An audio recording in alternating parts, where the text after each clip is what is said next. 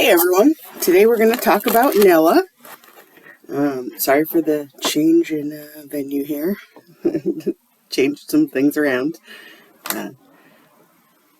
So Nella, I'm going to try to tell you stuff that I haven't already gone over and that you don't know. Obviously, we've already discussed she wasn't supposed to be the main character, but she was always supposed to be in the story. So originally, when Savita was the main character, and we'll get to what the story was when she was the main character when we get to Savita, but when Savita was the main character, Nella was supposed to be kind of her inside person for information, and was always her best friend. So Savita, Christine, and Nella were all actually in existence before anybody else was.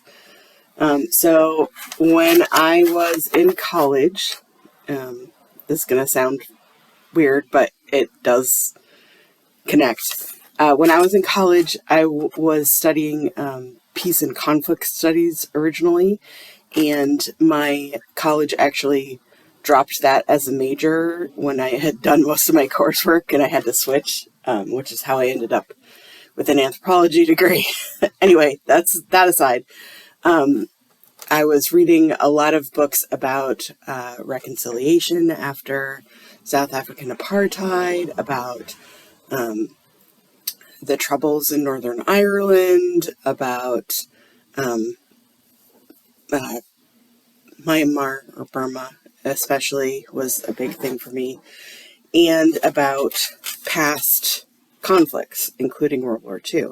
And one of the books that I read, among many, was actually called The Nuremberg Diary, which I'll link. It's actually a nonfiction diary by one of the psychologists, Gustav Gilbert, who was an American psychologist during the Nuremberg trials, and he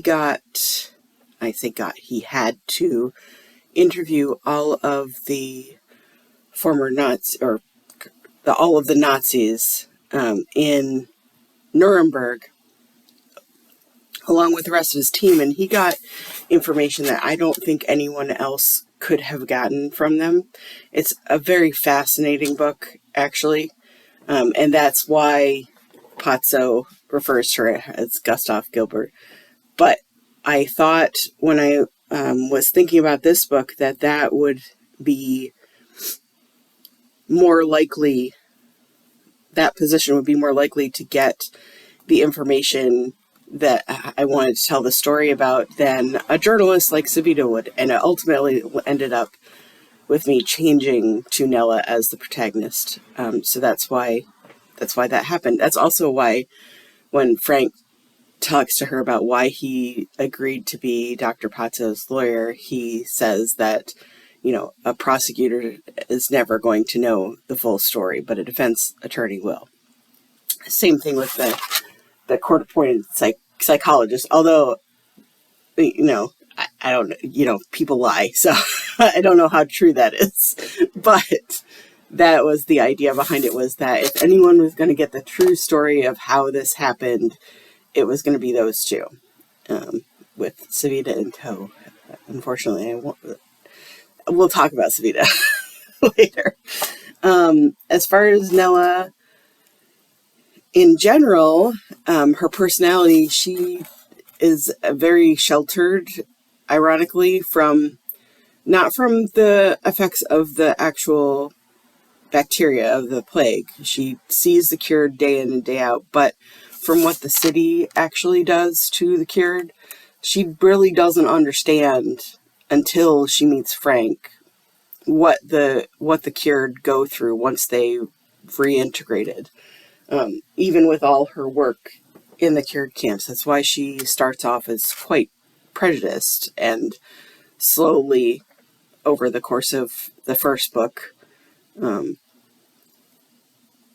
kind of softens and realizes that, things aren't good for the cured, that the city is not doing the best that it can for them. And I thought that was an important story to tell. We'll be telling a more I would say, extreme version of that in part of the new project, which we'll get to very soon. Not with Nella. Nella's not in this new part. Let's see. Again, I think I said this in another video, the only extraordinary thing I want about my the heroes of my story is that they're kind. That's the only special thing about all of them. Nobody has any superpowers, nobody's super smart, nobody's super survivor or capable. They're just kind. And I think that is the most important part about Nella, is that she, above all other things, tries to be as compassionate and kind as possible. I'm sorry to say, was always supposed to die. Well, I should say, when she became the main character, she was always supposed to die. So was Savita. Not in the ways that they did, but that was part of their character arc. Nella had to confront her fear of becoming infected, which is what she feared the most. And in addition, Frank had to confront his fear of not being able to help the person that he loved. Because she became infected. Anyway, that was required of their arc, so that is why she ended up passing away. It was really hard to write, actually, and I wrote several versions where she didn't. In fact, there are some contest winners out there who have an alternative version where she does not die. I still think, having written all those versions, I think I wrote 4 different versions, I still think the one that's in the book is the correct one. So, in the 40th day. I think that's all I'm going to... Oh, I did want to talk about her fear of the dark.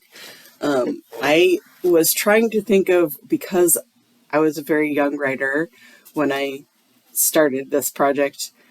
Well, young as in I hadn't written a lot of completed novels before this novel. I think I had 1, 2, maybe. One that was out, anyway. I thought that she was too perfect, and I wanted to give her some kind of humanizing flaw. Would I do the same now? I probably would give her the same flaw, but for different reasons. So she has a phobia of the dark, and the reason I picked that one was because I thought that in an apocalyptic scenario where there are people trying to kill and eat you, the dark really would be a dangerous thing. So it could be questionable whether it was a phobia or a reasonable fear. For Nella, in her heart, she knows that it's a phobia. Even it's beyond reasonable fear for her. So anyway, that's that. I think I want to end there, just because these videos are getting a little long, but if you have more questions about Nella, feel free to let me know, and I will try to answer them. I'll also probably sprinkle in some more during the next videos. Anyhow, next time we'll be talking about, Andy and Igor is what's up next. So I will see you next time.